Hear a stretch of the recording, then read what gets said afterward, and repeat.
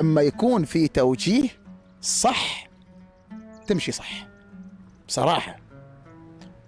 ووزارة التنمية الاجتماعية والدكتورة وعلى الوزير الموقرة ووكيل الوزارة بصراحة على متابعة مستمرة معنا، ودائما ما يعطونا النصائح كيف نوصل هذه الرسائل للمجتمع. أول كنا وجوه نطلع، أطفال نطلع، أمور كثيرة تصير، فبالتالي عرفنا أن هذا خطأ.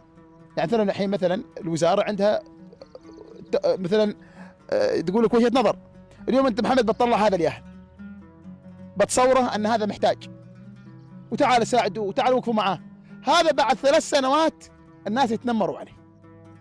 أنت اللي مصور أنك مخيني محتاج فلوس، أنت اللي مصور أنك مخيني أبوك ما عنده إيجار.